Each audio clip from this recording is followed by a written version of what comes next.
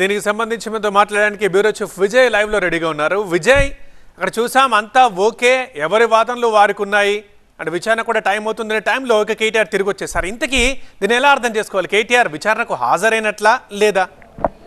అంటే ఏసీబీ ఇచ్చిన నోటీస్కి రెస్పాండ్ అయినటువంటి కేటీఆర్ ఈరోజు విచారణ హాజరు సందర్భంగా జరిగినటువంటి అక్కడ ఏదైతే ఉందో ఆ ఇష్యూ ఉందో అది అడ్వకేట్ను అలో చేయాలా లేదా అని దానిపైన ఏసీబీ కూడా చాలా స్పష్టంగా చెప్పింది.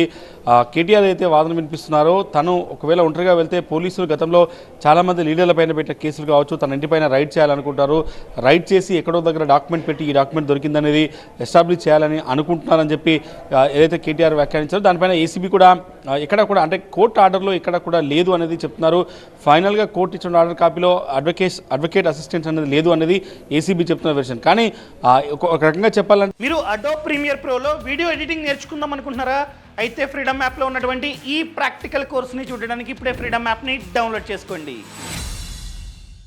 ఏసీబీకి ఏదైతే రాతపూర్వకంగా లిఖితపూర్వకంగా ఆయన ఏదైతే రిప్లై ఇచ్చారో దాన్ని ఏసీబీ నోటీస్కి రెస్పాండ్ అయినట్టుగానే భావించాల్సి ఉంటుంది. ఆయన ఇచ్చినటువంటి నోటీస్లో చాలా ఏదైతే ఏసీబీ తనను కేవలం ఇన్వెస్టిగేషన్ కోసం రమ్మంది, కానీ ఏ డాక్యుమెంట్స్ కావచ్చు లేకపోతే ఏ డీటెయిల్స్ ఏ పర్టికులర్స్ ఎక్కడ కూడా అడగలేదు. కాబట్టి తాను ఈ కేసుకు సంబంధించి ఏసీబీ ఇచ్చినటువంటి ఏదైతే నోటీస్ ఉందో దానికి రిప్లై లిఖితపూర్వకంగా ఇచ్చానో ఆ లిఖితపూర్వకంగా ఇచ్చిన రిప్లైలో కొన్ని అంశాలను మెన్షన్ చేశారు.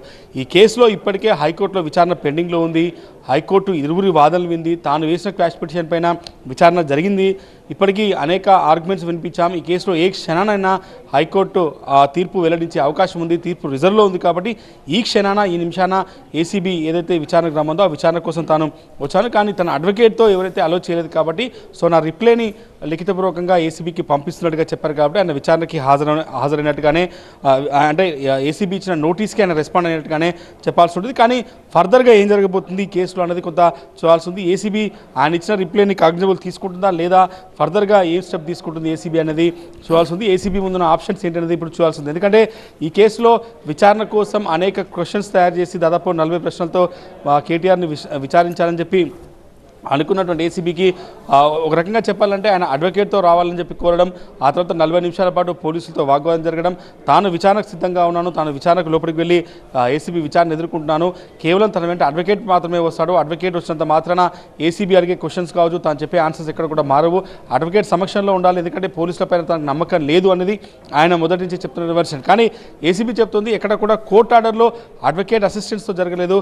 చాలామంది అక్యూజ్ని విచారిస్తున్నప్పుడు కూడా ఎక్కడ కూడా అడ్వకేట్ సమక్షంలో విచారించాం. కాబట్టి ఈ కేసులో నిందితుడిగా ఉన్నటువంటి కేటీఆర్ని మేము విచారణ చేయాల్సి ఉంటుంది, ఆయన ఇండివిజువల్గా విచారణకు రావాలని చెప్పి నోటీస్ ఇచ్చాం. అడ్వకేట్ అసిస్టెన్స్ కోర్టు ఆర్డర్లో లేదు అనేది ఏసీబీ చెప్తున్న వాదన. తో ఇద్దరి వాదనలు ఈ రకంగా ఉన్నప్పటికీ కూడా end of the day KTR మాత్రం ఏసీబీ ఆఫీస్ నుంచి వెళ్ళిపోయారు. ఆయన లిఖితపూర్వకంగా తన అడ్వకేట్ ద్వారా ఏసీబీ అడిషనల్ ఎస్పీకి లెటర్ అందించారు. ఆ లెటర్లో ఉన్నటువంటి అంశాలు ఏవైతే ఉన్నాయో వాటిని చాలా స్పష్టంగా మెన్షన్ చేశారు. ఏసీబీ ఇచ్చినటువంటి నోటీస్ ఏదైతే ఉందో ఆ నోటీస్కి తాను రెస్పాండ్ అయ్యి ఈ విషయం చెప్పినట్టుగా తెలుస్తుంది. ఫార్ములా ఈ రేస్ కేసుకి సంబంధించి తనపై మోపిన అక్రమ ఆరోపణలకు KTR BRS working president KTR ఒక రిప్లై రూపంలో స్పందించారు. ఈ అంశంలో తనకు రాజ్యాంగబద్ధంగా చట్టబద్ధంగా తన హక్కుల మేరకు చట్టాన్ని గౌరవించే ఒక పౌరుడిగా పూర్తిగా సహకరిస్తున్నాను. ఈరోజు హైకోర్టు తీర్పు అనంతరం చట్ట ప్రకారం ముందుకు వెళ్తున్న నేపథ్యంలో 2వ తేదీన తనకు నోటీసు ఏసీబీ ఇచ్చింది. సో ఆ నోటీస్కి తాను రిప్లై ఇస్తున్నాను. డిసెంబర్ 18వ తేదీన తనపై నమోదు చేసిన ఎఫ్ఐఆర్ని హైకోర్టులో సవాల్ చేశాను. డిసెంబర్ 31వ తేదీ వరకు తుదివాదనలు. కేటీఆర్ అయితే తిరిగి వెళ్ళిపోయారు. సో జనరల్గా ఇలాంటి సందర్భంలో మరి ఏం జరగవచ్చు? ఏసీబీ దగ్గరే నిర్ణయాధికారం ఉంటుందా లేదా కోర్టు దాకా వెళ్లాల్సి వస్తుందా? జనరల్గా ఎలా జరగవచ్చు? సో ఏసీబీ ఏ ఆప్షన్ తీసుకోబోతుంది అనేది కొంత ఇంట్రెస్టింగ్గా మారింది. ఒకవేళ కోర్టుకి సమాచారం ఇచ్చి ఇన్వెస్టిగేషన్కి కోఆపరేట్ చేయలేని చెప్తారా, లేదు తాను ఇచ్చినటువంటి రిప్లైని ఏదైతే కేటీఆర్ అయితే రిప్లై ఇచ్చారో దాన్ని నోటీస్కి రిప్లైగా భావిస్తారన్నది చూడాల్సి ఉంది. ఫిజికల్ అపియరెన్స్ ఏదైతే ఏసీబీ కోరిందో ఆయన లెటర్ రూపంలో రిప్లై ఇచ్చారు కాబట్టి సో ఈ లెటర్ని రిప్లైకి కాగ్నిజబుల్గా తీసుకొని తన స్టేట్మెంట్గా రికార్డ్ చేస్తారా, లేకుంటే మరొక నోటీస్ సర్వ్ చేసి మాజీ మంత్రి కేటీఆర్ని విచారణకు రమ్మని చెప్తారా, లేకపోతే కొత్త నోటీస్ అయినా సర్వ్ చేస్తారన్నది చూడాలి. ఏసీబీ ముందున ఆప్షన్స్ని ప్రస్తుతం ఇంకా మనం కొంత సమయం పడుతుంది. ఏసీబీ అధికారులు ఇంకా చర్చిస్తున్నారు.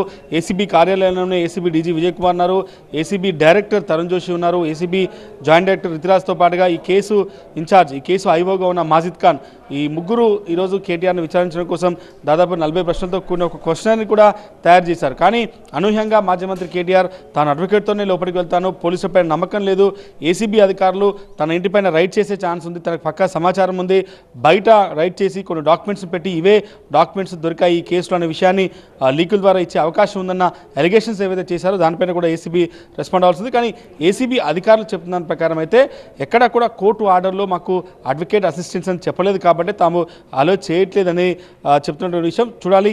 కేటీఆర్ ఇచ్చినటువంటి రిప్లైని ఏసీబీ కాగ్నిజబుల్ తీసుకొని ఆయన నోటీస్కి రెస్పాండ్ ఇచ్చినట్టుగా అదే స్టేట్మెంట్ రికార్డుగా చేస్తారా లేకుంటే ఫర్దర్ నోటీస్ ఏవైనా ఇస్తారా అన్న దానిపైన కొంత డిస్కషన్స్ అయితే జరుగుతున్నాయి. ప్రస్తుతం ఏసీబీ కార్యాలయంలో ఏసీబీ డీజీతో ఉన్నతాధికారులంతా కూడా భేటీ అయ్యారు. దీనిపైన ఫర్దర్గా